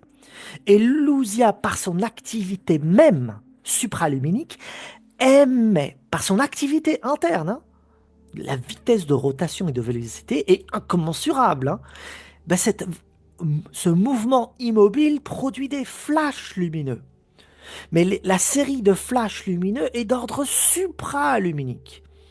Et ces séries de flashs lumineux, ok, produit tout le réel que l'on perçoit. Tout le réel est le fruit de séries de flashs lumineux émis par Lucia. Donc l'activité de Lucia. Il y a une grande intensité énergétique à l'intérieur de Lucia. Il y a une puissance incommensurable, une chaleur incroyable à l'intérieur de Lucia. C'est pour ça que c'est plus de 1000 soleils. Chaque flash fait un aller, donc flash, partir, sortie, et un retour, ça revient depuis Lucia, mais c'est de la vitesse, elle est supraluminique, hein. Puis est réabsorbé par la vacuité. Alors imaginez-vous la chose. Lucia sort, immédiateté. Lucia, par son activité, produit des séries de flashs lumineux supraluminiques. Le mouvement du flash est aller et retour. Vous avez là le battement. Le battement un aller et le battement retour. C'est la pulsion. Donc la pulsion de l'énergie. Ok, il y a une pulsion interne dans Lucia. Hein, ça peut créer le son, la lumière, la réflexion, et ainsi de suite, hein. Ça vient de là, tout ceci, hein. Et même là, le réel, c'est-à-dire les phénomènes de la temporalisation que l'on voit, le mouvement, mais on va en parler. Donc ce mouvement de Lucia crée des flashs supraluminiques, ok? Et ces flashs font un aller et retour à cette vitesse-là. Immobilité équivaut à son mouvement. Donc l'information retourne toujours à son point de départ dans l'univers, comme je vous l'ai signalé, parce que c'est l'œuvre même de Lucia. Et lorsqu'elle se déplie dans le monde phénoménal, elle reproduit par réitération et par itération, donc schéma fractal, un seul schéma au sein de chaque phénomène dans la matière. Et comme c'est un ralentissement, eh bien on peut percevoir dans la matière ce phénomène-là, aller et retour, ça va créer les cycles de rotation, cycles de transformation de l'énergie, transformation métamorphose de la nature, les cycles de Lucia que l'on perçoit d'une manière temporelle dans l'étendue de la matière, que l'on peut calculer, mesurer, observer, quantifier, hein. Je l'ai présenté ça dans différentes vidéos, ok. Tout ceci est possible parce que c'est l'activité de Lucia. Donc, leur activité même est possible parce que c'est Lucia qui produit cette activité-là même en triptyque, ok. Et maintenant même le battement de cette activité qui est l'aller-retour, série de flashs lumineux, la formation et l'énergie qui revient, qui est émise par la forme et qui revient toujours à son point de départ, est possible parce que c'est l'activité même de Lucia. Cet aller-retour produit le battement pulsion perceptible partout dans le cosmos et en nous-mêmes, hein. Et l'ensemble de ces éléments, c'est l'énergie. Et là, vous avez ce qu'est cette énergie, ce battement en pulsion, hein, ce flux qui produit un aller et un retour, ce qu'on appelle un influx et un reflux de ce flux cosmique. Eh bien, ce flux, l'énergie de Lucia, s'appelle Ruach en hébreu, Ruch en arabe, Chi en Asie, prana en Inde, pneuma chez les Grecs, mana en Océanie, etc., etc. C'est le tchoulel que l'on a vu chez les Mayas. Hein. C'est le fameux tchoulel. Et donc, cette énergie est battement, est pulsion. Il a un creux, cette énergie a un creux et un pic, créer les cycles de mouvement et de battement du cosmos, de nous et de tout ce qui existe, et métamorphose de toute chose. Vous avez l'explication de tout ça là. Le battement pulsion contient l'énergie et se manifeste en temporalité. En temporalité. C'est pour ça que le temps est battement pulsion, est produit dans toute l'étendue de la matière, donc toute la spatialisation de la matière, le battement de pulsion du temps. Si le temps est perceptible à travers le mouvement spiralé, de Fibonacci, entre autres, l'énergie devient perceptible à travers le phénomène de croissance et de génération. Observez bien. Je vais l'expliquer un petit peu ça, hein. Mais faites les relations avec les autres vidéos que j'ai faites, pour ceux qui ont regardé mes anciennes vidéos. Et ceux qui n'ont pas vu ces vidéos-là, je vous invite à aller les voir. Hein, ça sera un complément d'enquête, disons. Bien, le phénomène de croissance, dans tout, hein, plantes, euh, animaux, et de génération, hein, la reproduction, c'est un battement pulsion qui provient de l'énergie du temps. Le temps étant un battement pulsion, est manifestation de l'ousia, c'est son mouvement, et ça produit tout le déploiement, tout le déploiement dans la spatialisation de la matière, dans l'étendue. Ok. Par ailleurs, la spirale de Fibonacci se nomme spirale de croissance. Donc quand vous voyez une plante en train de croître, à l'intérieur il y a l'énergie perceptible, chimique et organique, que l'on peut voir très bien, la chimie organique par exemple. Nous découvrons qu'il y a une activité de l'ousia qu'on va appeler chimique, une activité énergétique, une activité propre à la plante qui produit, qui produit la génération et le mouvement de la reproduction. Et on voit qu'il y a un battement, un aller-retour.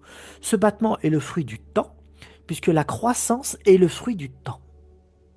Tandis que toutes les formes que nous voyons de la plante, c'est de l'étendue, c'est de la formalisation dans un espace tridimensionnel. Et le temps produit par relation tout ce qui est présent dans les formes, donc dans l'espace, dans l'étendue. Donc le temps est avant l'étendue et avant l'espace, pour ça que j'appelle ça le temps-espace. Et ensuite l'information revient au temps, ceci est réabsorbé dans l'énergie, revient dans l'ousia, revient dans la vacuité, et tout ceci est d'ordre supraluminique pour la vacuité. C'est un mouvement en flash, tic-tic, supraluminique. La croissance existe au sein d'une plante, des atomes de notre conscience, grâce à cette série de flashs qui produit un aller-retour, un battement de l'ousia. Et ce que nous voyons dans le monde phénoménal est le miroir, reflet de ce qui se joue dans la réalité ultime. Par ailleurs, et même la reproduction des animaux, hein, maintenant, reproduction, l'activité de génération, la naissance des enfants, hein, c'est une croissance. C'est la croissance, l'activité de croissance du corps également, et l'activité de génération. Par ailleurs, la spirale de Fibonacci se nomme spirale de croissance. Le temps est donc aussi rythme. Bah oui, parce qu'il y a un rythme dans ce temps. Donc le battement de pulsion produit un rythme, tout comme l'énergie. Ok. C'est l'activité de l'ousia qui crée tous les rythmes du cosmos, tous les allers et retours, tous les cycles dans la nature, en nous. Le temps défile sous forme de spirale logarithmique, alias spirale de Fibonacci. Là, vous avez l'unification de savoir immense, immense, un pan entier, entier de connaissances humaines, ce qu'on va appeler savoir, relié à l'activité de l'ousia, d'une manière, pour moi, claire. J'espère que c'est clair pour vous que tout provient de la réalité ultime. Il n'y a que ça. Et là, j'espère que le monde phénoménal vous apparaît comme étant une apparition de la réalité ultime. J'espère que ça, que ça vous saute aux yeux maintenant. Ainsi donc, un seul schéma se joue dans cet immense orchestre cosmique. N'oubliez pas, nous appartenons à cet orchestre. Entre deux flashs, il y a le champ vide de la vacuité. Alors maintenant, euh, regardez bien. La série de flashs supraluminiques aller-retour de Luzia, ok, crée tout le mouvement euh, du cosmos, de l'univers, du multivers, de tout ce qui est, le monde phénoménal. Mais entre deux flashs, il y a le champ vide de la vacuité qui se présente. Et c'est incroyable parce que c'est une, disons que c'est une position entre deux actes qui n'est qu'un en réalité, qui est hop, acte de Lusia, acte de vacuité, acte de Lusia, acte de vacuité. Et ce basculement entre l'un et l'autre produit toutes les séries de flash comme des photos de mouvements. Hmm. Eh bien, dans l'univers, c'est ça. Et c'est la même chose pour nous. Quand nous pensons, ça provient de Lusia, et l'activité de Lusia est supraluminique, et donc il y a du vide, ou il y a de la vacuité entre deux pensées. Donc calculer deux pensées, la vitesse de, de mouvement d'une pensée, c'est impossible, parce qu'on n'a pas les outils pour, à l'heure actuelle, pour le faire, mais peut-être un jour on l'aura. Donc le mouvement de la pensée, c'est du temps, d'accord, qui crée cette conscience, la réflexion, ok, et ensuite qui va se spatialiser et ça va donner pensée conceptuelle, ok, pensée par image et verbalisation, analytique et tout le reste, ok. Tout ceci, c'est de l'étendue de la pensée. Donc l'activité de pensée, ok, eh bien entre deux pensées, il y a le champ vide de la vacuité. C'est ça ce qu'il y a entre les deux. Qu'est-ce qu'il y a entre deux pensées? Ce battement de la vacuité produit l'ousia et la vacuité. Continuons. Et tout ceci va donner naissance à ça, le mouvement. Donc, quand il y a immobilisation d'un mouvement, nous voyons continuité du mouvement. Tout est continuité. Et on a l'impression que le flux temporel est continu.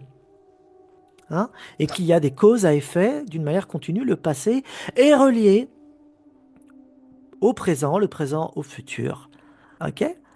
Et donc là, vous apercevez, ben non, si on considère ça, il n'y a que le flux de Lusia qui existe. Que le flux de Lusia, aller, retour supraluminique, qui crée ces séries de flashs temporels dans le monde phénoménal à une vitesse supraluminique qui existe. S'il n'y a que le présent qui existe de Lusia.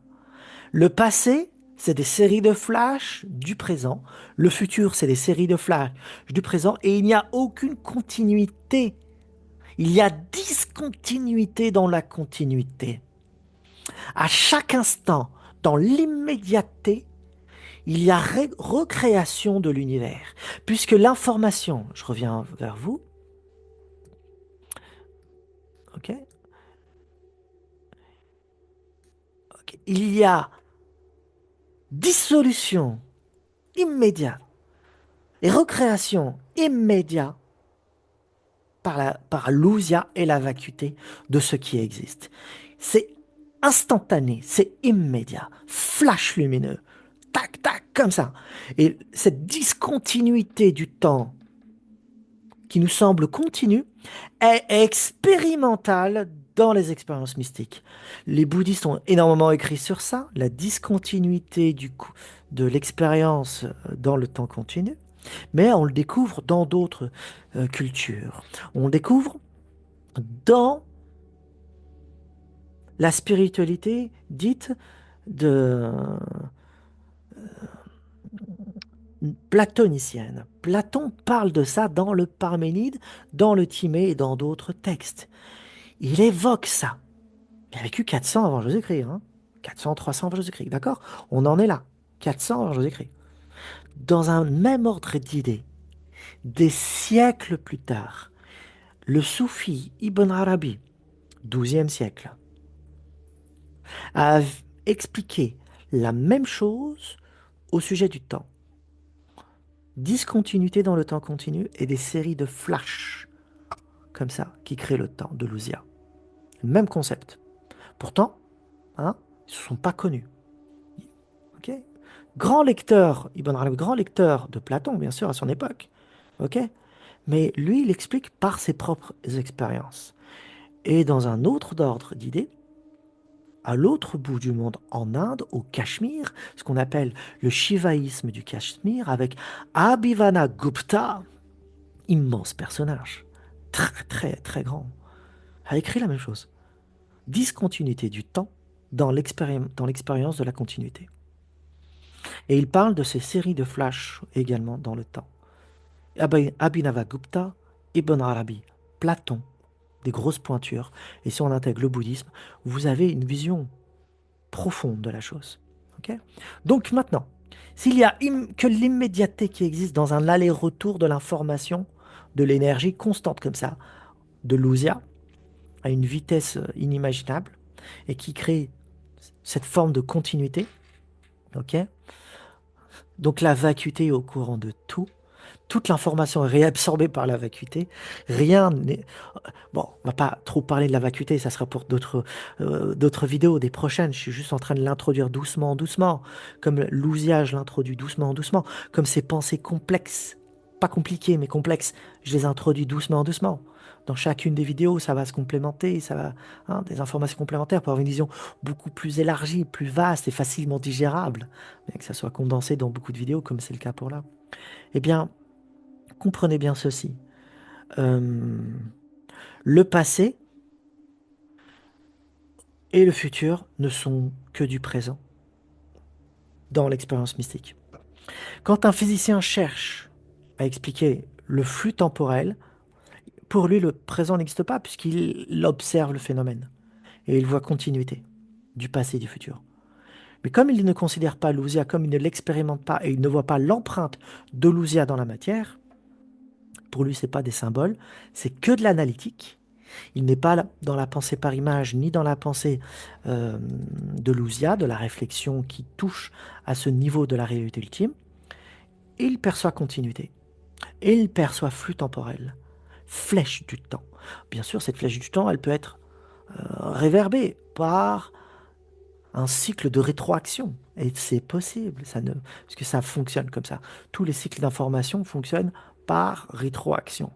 Mais lorsqu'on reste prisonnier du mental, la boucle reste fermée. On est incapable de voir la source de l'émergence du flux temporel. Voilà ce que je voulais vous dire, et on va continuer. Alors,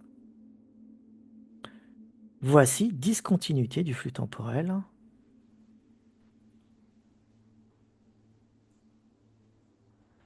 Et nous allons observer un flipbook pour que ça vous saute aux yeux. C'est une illustration que les artistes connaissent. Euh, En dessin animé, on connaît très bien cette chose-là. Dans l'animation, on connaît bien ça. Aussi, des photographes connaissent bien ça pour que vous puissiez avoir une idée de ce dont on est en train de parler. Allez-y.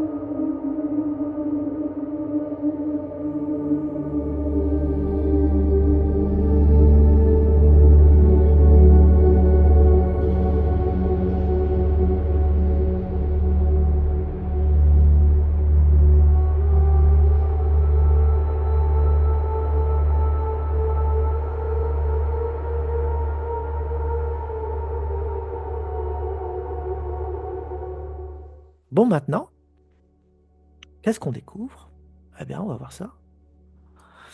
Les proportions, les mesures et les formes des corps manifestent l'intelligence qui organise les informations contenues dans la vacuité en données structurées. Ok. C'est grâce à l'intelligence que toutes les données sont structurées. Sans elle, sans Luzia, rien n'est structuré. Tout est vide, tout est vacuité, rien n'existe.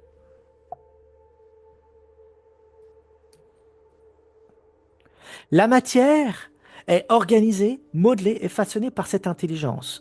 C'est le fameux architecte ou démurge platonicien. Elle tire depuis la vacuité les informations, y compris l'énergie. La vacuité est invariable et perfection pure, sans ousia, sans possibilité de se percevoir elle-même. Elle surpasse donc notre entendement. Nous ne pouvons rien en dire. L'intelligence vénustée, alors vénustée c'est de beauté, parce que maintenant vous voyez que cette intelligence est la source de la beauté, puisque c'est le sujet de la vidéo d'aujourd'hui, jaillit depuis la vacuité, elle s'auto-constitue, elle s'éveille à elle-même par cycle de dilatation et de rétraction. Mouvement de la vacuité. Ce mouvement même de la nature dont on est en train de parler, de la temporalisation, est, s'appelle dilatation du cosmos et rétraction du cosmos, ok, par des séries de créations et de dissolutions que les traditions connaissent. Eh bien, le soi connaît le même processus, ou cette intelligence vénustée. Elle est absorbée par dilatation et rétraction, par battement, une pulsion de la vacuité, au sein de l'océan infini. Cela produit, sur un autre angle de perception, les cycles cosmiques, les 4 âges de l'humanité. J'en ai parlé suffisamment dans mes ouvrages et dans mes vidéos. Maintenant, il faut raccorder tout ça à ce dont on est en train de parler maintenant. Ça vient de là, de l'ousia et de la vacuité, et de la création et de la dissolution du cosmos par rythme alterné. Et nous observons maintenant, s'il y a rythme, s'il y a rythme de tout ceci, c'est que c'est quantifiable, mesurable, et donc tout ceci est parfaitement compréhensible, et on peut avoir un, un entendement sur cette affaire-là dans le monde de l'ousia et dans le monde de la phénoménologie. Ok. Maintenant, ce qui se passe dans la vacuité, ça, on ne peut pas. C'est, ça dépasse notre entendement. Ok. C'est autre chose. C'est quelque chose d'autre. Ok. Mais il faut bien comprendre que tout ceci est produit par la vacuité. Ce qui signifie que à l'intérieur de la vacuité, s'il y a un intérieur, un extérieur, ça ne veut strictement rien dire, hein, l'intérieur et l'extérieur de la vacuité, mais dilatation, rétraction du cosmos, les 4 âges de l'humanité sont le fruit de la vacuité. Ok. Donc, dans d'autres aspects, sur un autre angle, ben, on appelle ça le respire de l'intelligence. On l'a vu tout à l'heure avec le chi, le prana, le ruach et tout le reste. Hein, l'énergie du cosmos, l'énergie de l'univers, le chulel. Eh bien, c'est l'expire et l'inspire. C'est la raison pour laquelle le démiurge, l'intelligence, est en état de méditation. Et on va le voir. Le battement pulsion de l'intelligence est observable dans l'acte du coït. C'est la raison pour laquelle dans la matière, tout est reflet et miroir de ce battement pulsion de l'intelligence. Cette série de flashs qui produit des battements de pulsion et des rythmes dans la nature. Bien, le coït, un aller et retour, c'est le fruit de l'intelligence. C'est créé à cause de ça. Le battement du cœur également. En un mot, dans l'ensemble des biorhythmes de la nature, ainsi que dans la distribution de l'énergie au sein même de la matière inerte. Aller, retour, rythme, rythme, respiration, respiration, rétraction, dilatation, même chose. Ok. Cycle cosmique, même chose. Tout ceci est le fruit de l'ousia. La vacuité instaure une pulsation cosmique et dont le pouvoir du son n'est pas étranger également. Le cosmos, c'est la conscience, son battement pulsion, de l'ousia donc, et dont la source est identique, l'intelligence vénustée, l'intelligence de toute beauté. Voyez par quoi on est attiré? L'unification de tous les savoirs est possible. Tout ce que nous venons d'expliquer est le signe que la divinité est en état de méditation lorsqu'elle génère le cosmos. Elle ne crée pas le cosmos au sens où on l'entend dans les religions abrahamiques, modernes et exotériques. Ok? À partir d'un truc ex nihilo. Pas du tout, ça n'existe pas ça. C'est une invention, une création pour façonner une divinité, hein, qui est omnipotente. Mais cette divinité omnipotente qui crée à partir de rien n'existe pas. C'est une création mentale, un artifice mental, une spiritualité artificielle, ça. La divinité, le soi, créée à partir de la vacuité ou de l'océan infini qui précède, d'accord? Toute chose, tout ce qui est, c'est même pas une création, c'est un, une réflexion, un acte de lousia qui se déploie à l'intérieur même de la divinité. Tout se joue à l'intérieur de cette divinité. Nous n'avons jamais, en aucun cas, quitté la divinité. Nous sommes dans son espace mental. Nous sommes dans son intériorité. Tout ce que vous percevez autour de vous, y compris nous-mêmes, sommes le fruit de son activité de Lousia et nous sommes à l'intérieur d'elle, de l'intelligence vénustée. Rien ne se situe en dehors du soi. On est dans son espace imaginal, si vous voulez. OK? Et maintenant, l'intelligence vénustée est un être en état de méditation.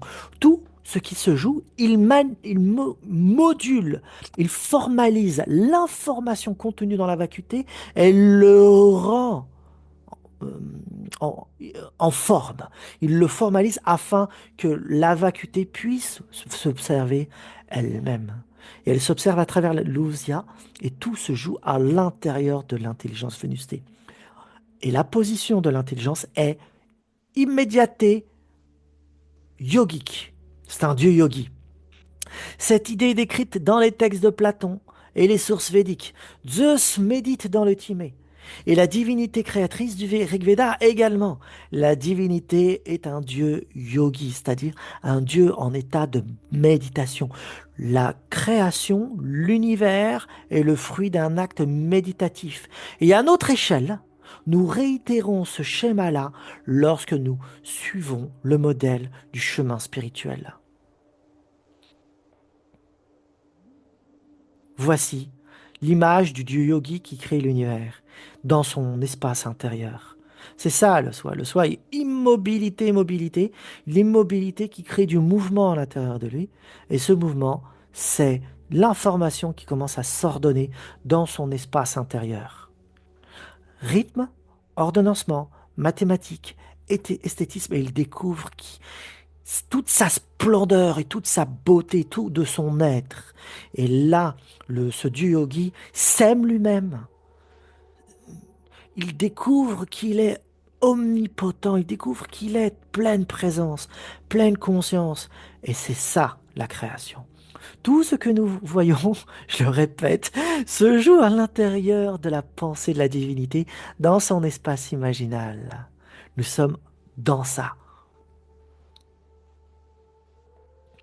Et là, regardez, les spirales logarithmiques, hein, voilà, c'est ça la spirale logarithmique, vous la voyez là, hein, vous la voyez là, vous la voyez là.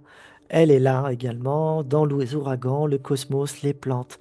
Spirale de croissance, rythme, flux temporel, énergie, l'étendue spatiale qui permet d'apercevoir le rythme de Lousia.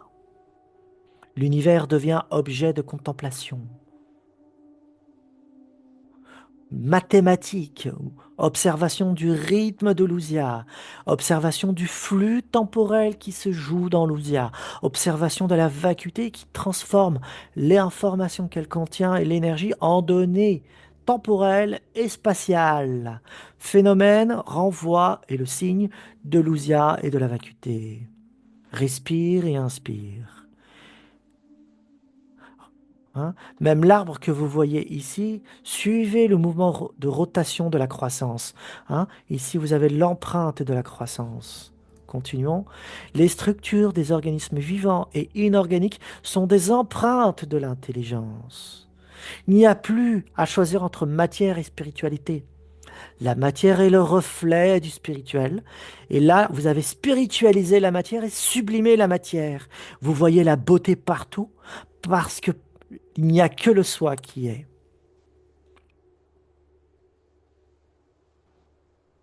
Vous voyez, proportion, mesure. Le corps reflète l'essence de la beauté. Quel est l'objet de l'amour? La matière? La psyché? L'esprit? Eh bien non. Vous avez un petit peu la réponse, j'espère maintenant. Nous ne sommes pas attirés par la matière, objet de réminiscence. Tout est appel, tout est signe, tout est une interpellation, indication, donc symbole de l'ousia.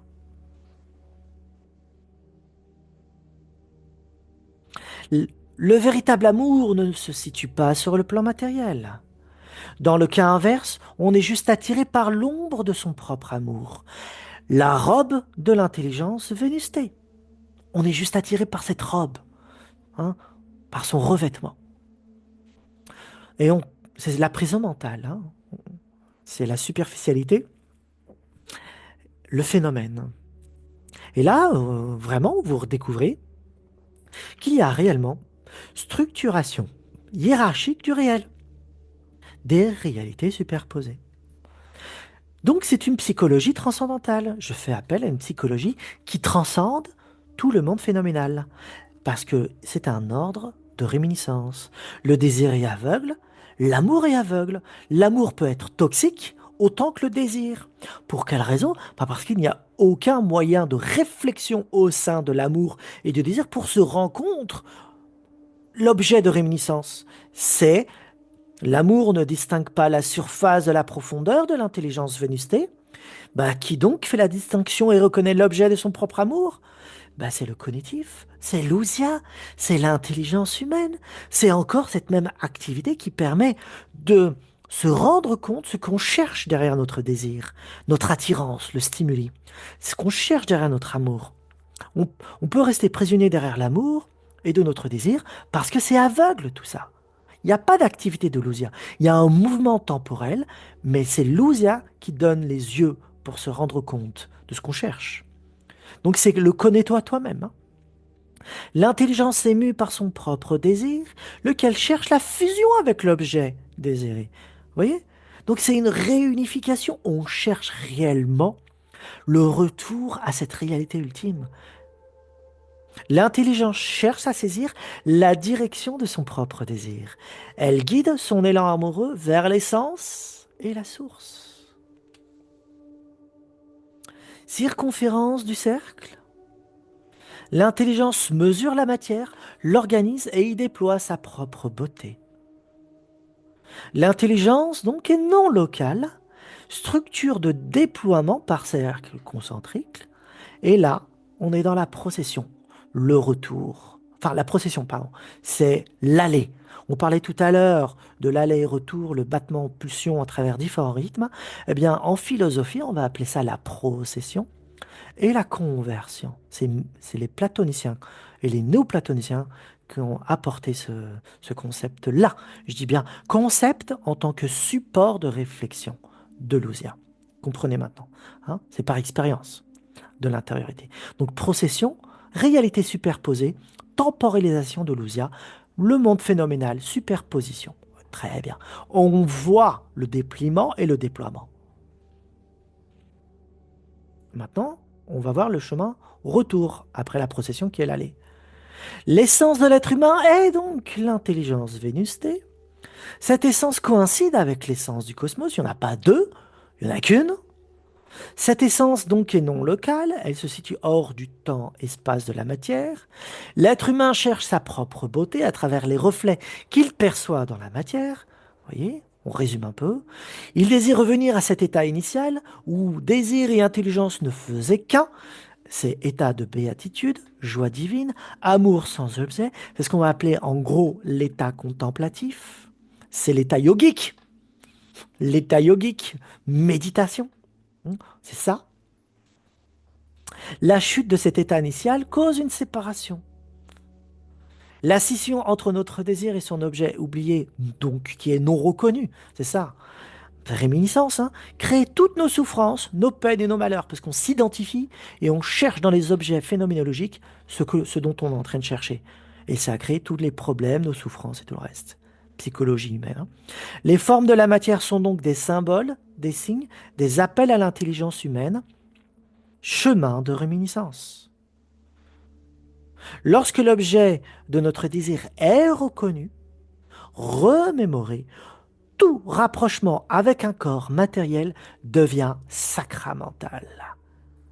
Autrement dit, nous avons spiritualisé la matière et nous comprenons d'une manière claire, parce que nous le percevons, que toute la matière est symbole, est miroir de l'intelligence vénustée.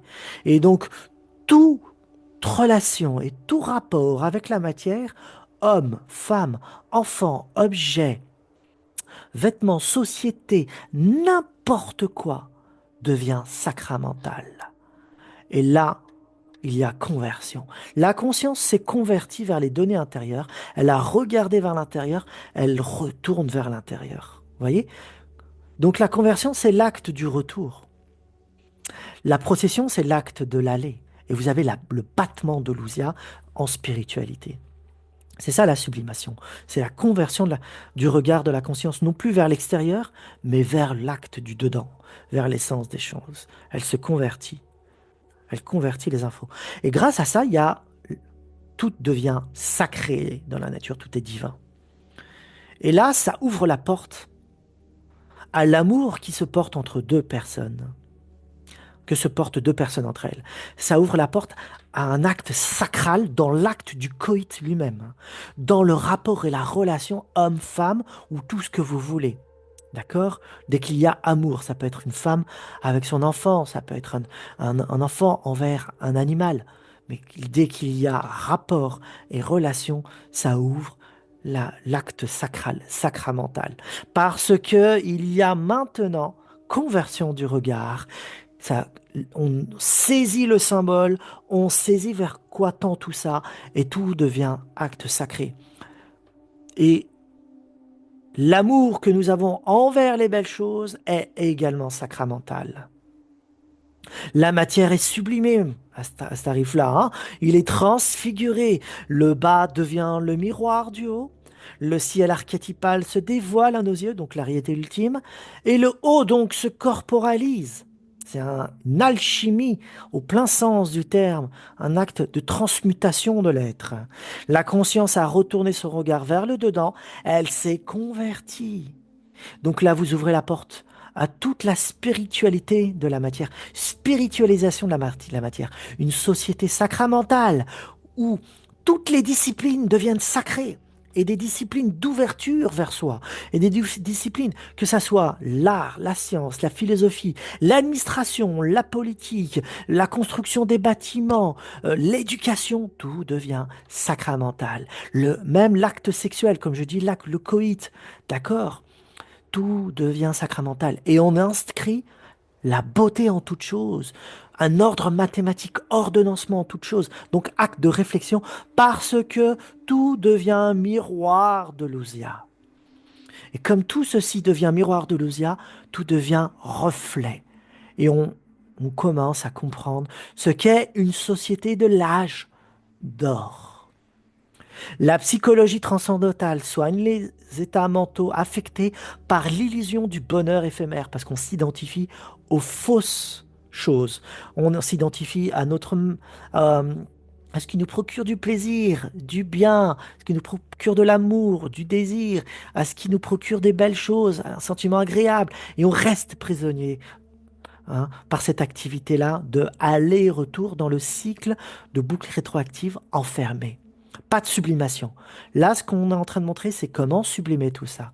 Acte de réminiscence et connais-toi toi-même.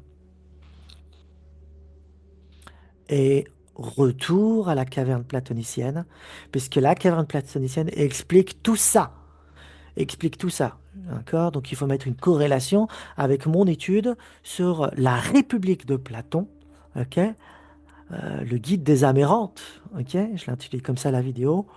Et vous allez voir aussi l'activité de l'ousia à l'intérieur et comment sortir de la caverne de Platon. Ben, la caverne, c'est une prison mentale. Il faut voir le soleil. Le soleil. Comme ça que l'on peut sortir de la caverne. Donc les études platoniciennes sont très importantes. L'être humain est hypnotisé par ses propres ombres psychiques. Très belle image qui montre l'acte hypnotique de fascination, d'émerveillement, d'emprisonnement de l'être humain. Et il se bat et il devient violent parce qu'il confond l'ombre et la lumière. C'est-à-dire, d'où proviennent ces ombres? Ben, ça provient de la lumière intérieure, du soleil intérieur. Et toutes ces ombres psychiques produisent des reflets que l'on confond avec l'origine. Prisonnier. Prisonnier de soi-même. Donc le connais-toi toi-même est extrêmement important. Et on va terminer avec cette dernière diapo, avec un grand personnage du XXe siècle, inconnu en France, mais que j'essaye de faire connaître. Et voici ce qu'il dit. Alors c'est un grand mystique qui a eu des actes, disons, spirituels de grande profondeur, mais qui connaissait très bien la physique, la chimie, les mathématiques, ami de Tesla d'ailleurs, il se connaissait. Et il a écrit des gros ouvrages autour de la physique, la chimie, euh, et qui expliquent également la psychologie humaine, enfin d'une vision totalisante de l'être humain, à travers l'œil de son expérience spirituelle. Et voici ce qu'il dit. La joie intérieure qui s'apparente à l'extase est l'état normal de l'esprit du sage, ce qu'on a appelé contemplatif, nous, la réalité ultime. Tout manquement à cette joie développe des toxines qui détruisent le corps. Cette extase intérieure de l'esprit est la source secrète de la jeunesse et de la force perpétuelle de tout homme. Celui qui la trouve trouve l'omnipotence et l'omniscience. Expérience, hein, expérience. La clé de voûte de toute la structure de l'univers spirituel et physique est l'échange rythmique équilibré entre tous les opposés. Très beau, très profond. Très profond. C'est ce que j'essaye expliquer depuis toutes ces années, juste d'une manière pédagogique, hein. Je crois qu'il n'y a qu'un seul penseur dans l'univers, que ma pensée est sa pensée, et que la pensée de chaque homme est une extension par l'intermédiaire de Dieu de la pensée de tous les autres hommes. Je pense donc que plus l'exaltation et l'extase de ma pensée seront grandes, plus les normes de la pensée de tous les hommes seront élevées. Chaque homme a ainsi le pouvoir d'élever tous les hommes comme chaque goutte d'eau élève l'océan tout entier. Très très beau. Je vous laisse méditer sur ça. Ça mérite vraiment le détour. Et nous avons terminé. Nous avons terminé la diapo. Et donc, maintenant, ce qu'il faut se rendre compte, à travers ce grand déroulé, avec une condensée d'infos comme je fais d'habitude, il va falloir l'assimiler doucement, doucement, et ouvrir l'espace mental à des possibilités inouïes, créer des relations entre différentes choses que j'ai pu faire pour découvrir l'immense nexus que j'essaye de déployer, et comprendre qu'il n'y a pas d'opposition, qu'il n'y a pas, quand vous étudiez les spiritualités différentes qui paraissent opposées, des contradictions et tout, il y a superposition de réalité. Chacun perçoit aussi, selon un aspect, la réalité ultime, certains selon l'aspect de la théurgie par exemple, d'autres selon un aspect magique, d'autres selon un aspect yogique, d'autres un aspect taoïste, c'est-à-dire que c'est une rotation de distribution de la beauté et de la bonté divine qu'on va appeler la compassion. On va en parler beaucoup plus tard ça après. Dans d'autres vidéos, je vais commencer à introduire tout ça, après la beauté, qui est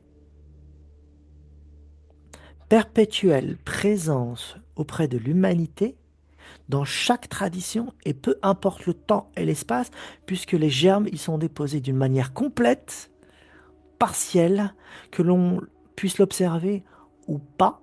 Et quand on ne peut pas l'observer, on le découvre auprès de la nature, auprès de notre propre activité, puisque tout est ousia, beauté et joie, amour, qu'on va appeler la contemplation, la compassion ou la miséricorde. D'accord? Bon, je vous laisse réfléchir sur tout ça. Partagez si ça vous intéresse, mettez des likes si ça vous intéresse. Posez toutes les questions que vous voulez sous la vidéo. Le Discord, il y a un Discord pour échanger plus en profondeur tout ça. Si ça vous intéresse, c'est sous la vidéo. Merci à tous, prenez soin de vous et à bientôt.